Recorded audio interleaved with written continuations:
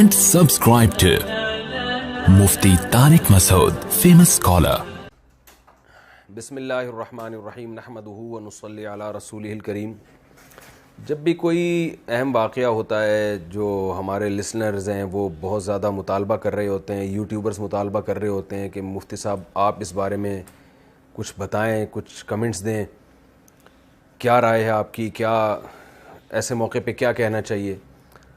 تو اب کوئی بھی ایسا واقعہ ہو تو میری مجبوری بن چکی ہے کہ مجھے اس پہ اپنا بیان دینا پڑتا ہے, ورنہ ہوتا یہ ہے کہ میں اگر مستقل کوئی چیز ریکارڈ نہ کرواؤں تو یوٹیوبرز یہ کرتے ہیں کہ میرے پرانے بیانات اٹھا کے اس جدید واقعے پر منطبق کرنا شروع کر دیتے ہیں. یوٹیوبرز کو تو چاہیے ہوتے ہیں, ویورشپ چاہیے ہوتی ہے ان کو.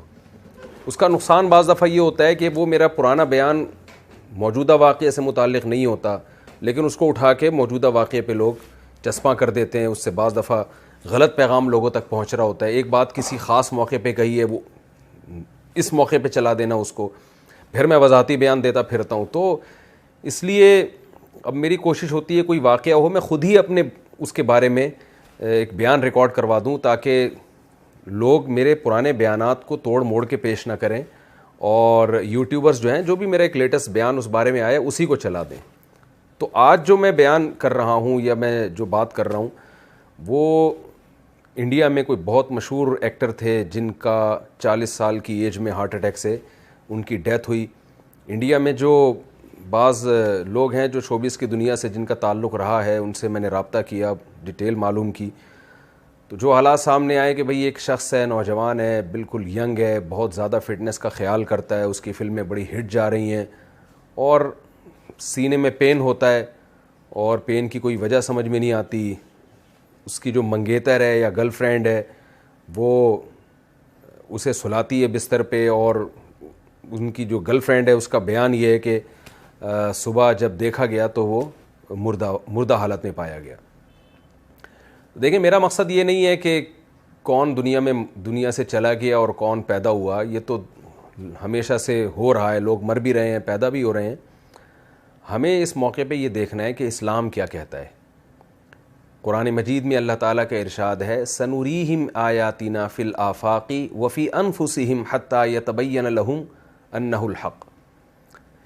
ہم ان کو نشانیاں دکھاتے رہیں گے ہمیشہ, خود اس کائنات میں بھی اور خود ان کی ذات کے اندر بھی نشانیاں دکھائیں گے. تو یہ جو نشانیاں اللہ دکھاتے ہیں نا, ایکسیڈنٹلی کوئی مر جاتا ہے, اچانک ڈیتھ ہو جاتی ہے, یہ انسان کی ذات کے اندر کی نشانیاں ہیں. اور اللہ یہ نشانیاں ہمیں اس لیے دکھاتا ہے تاکہ ہم عبرت کی آنکھیں کھولیں, اس دنیا سے ہم دل لگانا چھوڑیں. آپ سوچئے کوئی مشہور اداکار ہو اور وہ بھی انڈیا کا ہو اور جس کو لاکھوں کروڑوں لوگ سنتے ہوں, جس کی فلمیں دیکھتے ہوں, جس کے گانے سنتے ہوں, اس نے کیا کچھ سوچا ہوا ہوتا ہے. 40 سال تو انسان کی ایسی ایج نہیں ہے, 40 سال میں تو پھل کھانے کا وقت شروع ہوتا ہے. آپ ساری زندگی محنت کرتے ہیں. ایک سنگر جب وہ گانے سیکھتا ہے تو 40 سال میں اس کی ایک پیک کی عمر ہوتی ہے. ایک ایکٹر اگر کامیاب فلمیں بنا رہا ہے تو 40 سال اس کی ایک پیک کی عمر ہے. اب اس نے ترقی کرنا اصل میں شروع کی ہے, پھل کھانا شروع کیا ہے. اور ایسے موقع پہ موت کا فرشتہ آئے اور آپ کو قبر میں اتار کے چلا جائے تو انسان کے سارے خواب چکنا چور ہو جاتے ہیں.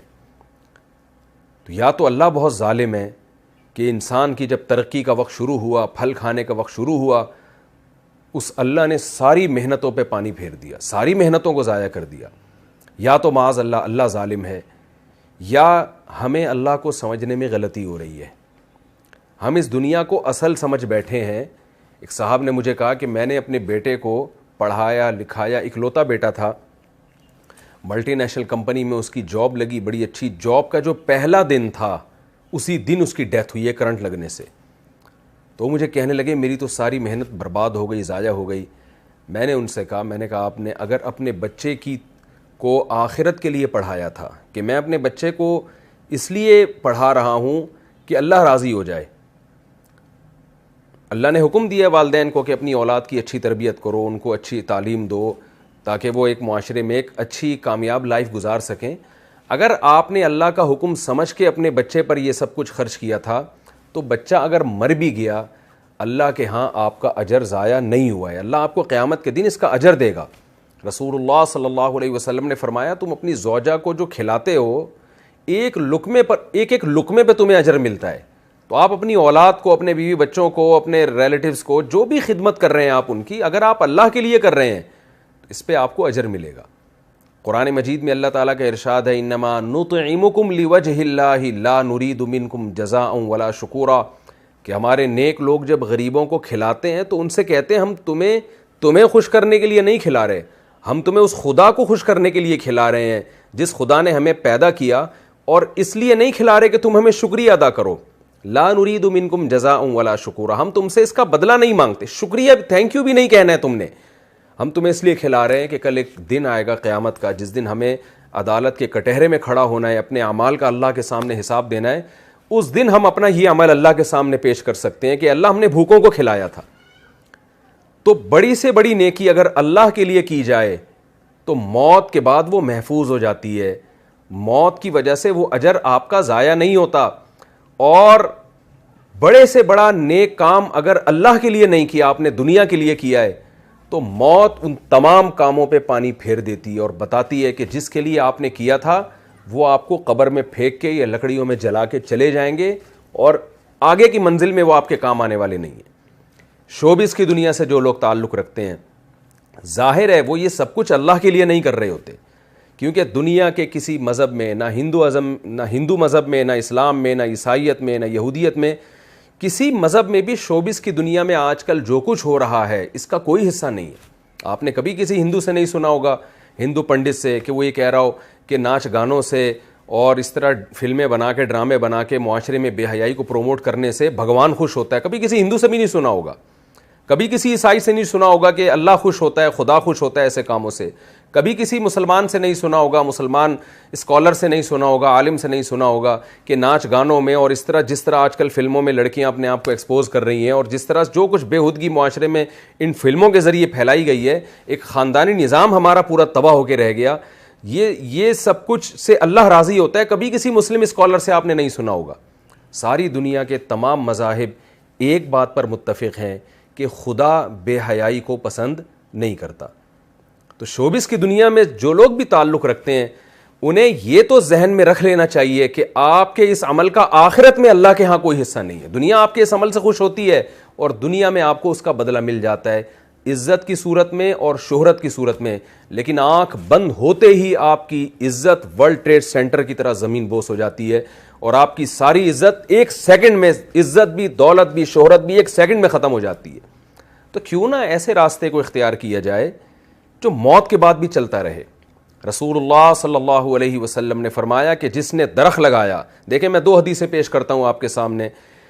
ایک طرف حدیث میں آتا ہے ایک صحابی درخت لگا رہے تھے, آپ نے فرمایا یہ تو کئی سال کے بعد پھل دے گا, تمہیں کیا معلوم کہ تم اس وقت تک زندہ بھی رہو گے کہ نہیں رہو گے. یعنی اتنی دور کی سوچ رہے ہو اور پل کی خبر نہیں ہے. کہتے ہیں نا سامان 100 برس کا, پل کی خبر نہیں ہے. کل کا تمہیں پتہ نہیں ہے زندہ رہو گے, اور تم اتنے سال بعد کی سوچ رہے ہو, پتہ نہیں اس وقت تک تم زندہ رہو یا نہیں رہو. اس حدیث سے کیا پتہ چلتا ہے کہ آپ صلی اللہ علیہ وسلم جو اللہ کے میسنجر ہیں وہ درخت لگانے سے گویا روک رہے ہیں, اگر صرف یہی حدیث ہو ہمارے سامنے. لیکن دوسری حدیث میں آتا ہے, صحیح مسلم, بخاری صحیح مسلم کی حدیث ہے, آپ صلی اللہ علیہ وسلم نے فرمایا جس نے درخت لگایا اور مر گیا کوئی نقصان کی بات نہیں ہے, خود پھل بے شک نہ بھی کھائے.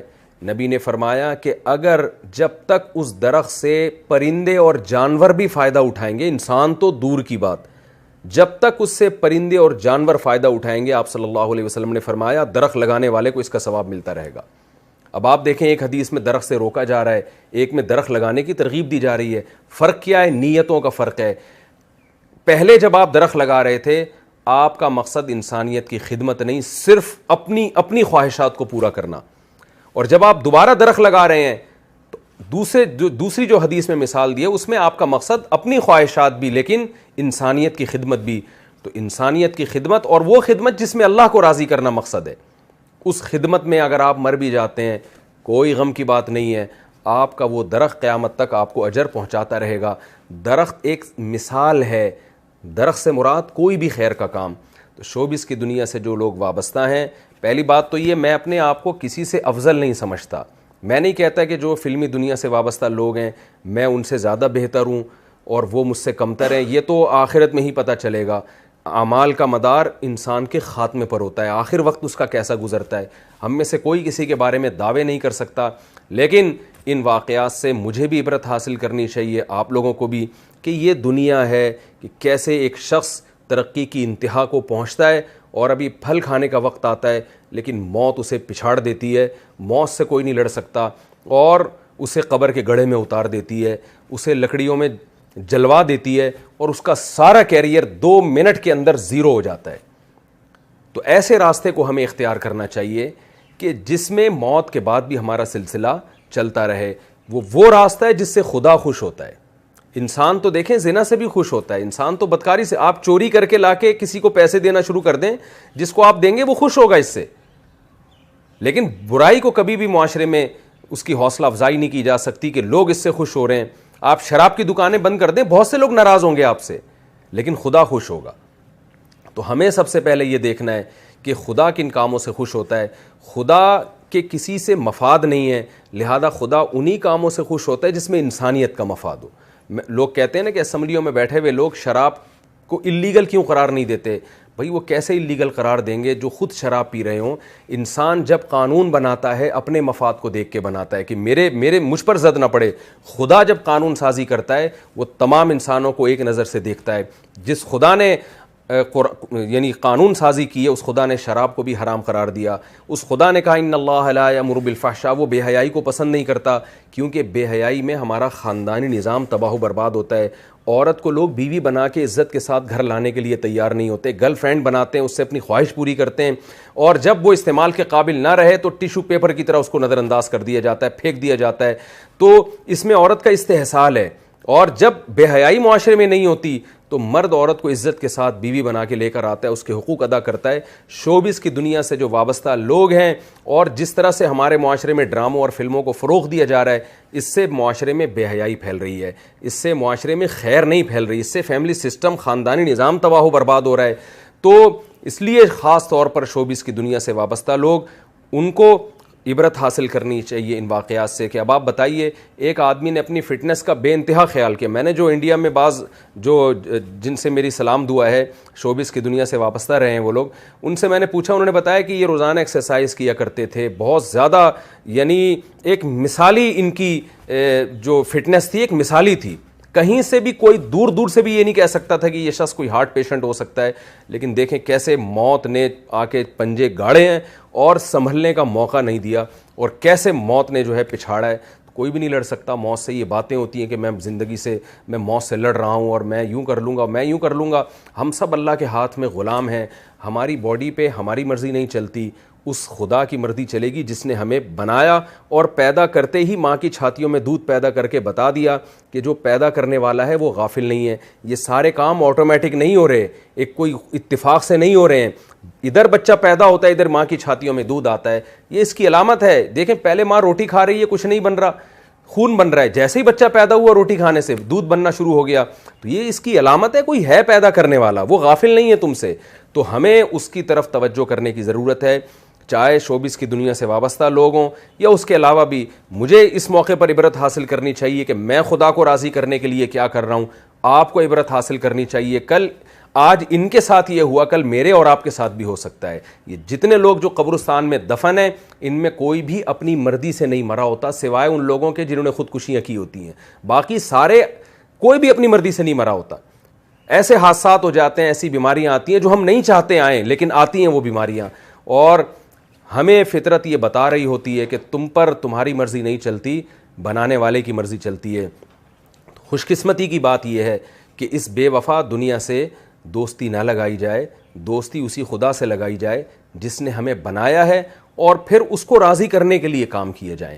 اللہ تعالیٰ سے دعا ہے کہ اللہ یہ اور اس جیسے واقعات جو ماضی میں ہوتے رہے ہیں اور آئندہ بھی ہوتے رہیں گے، ان واقعات سے ہمیں عبرت حاصل کرنے کی توفیق عطا فرمائے، ورنہ آج ایک آدمی دنیا سے گیا ہے، کل ہم بھی جا سکتے ہیں، اور قرآن کہتا ہے کہ وَلَن يُؤَخِّرَ اللَّهُ نَفْسًا إِذَا جَاءَ أَجَلُهَا۔ تم نیک اعمال کی طرف آ جاؤ، جب موت کا وقت آئے گا تو ایڑیاں رگڑو گے، اور تم یہ چاہو گے کہ زمین کے برابر دولت میں خدا کو دے کے اپنی جان چھڑا لوں اس موت سے۔ اللہ فرماتے ہیں اللہ اس کو قبول نہیں کرے گا۔ موت سے پہلے پہلے اللہ کا دروازہ کھلا ہوا ہے، موت کے بعد ہمیں مہلت نہیں ملے گی۔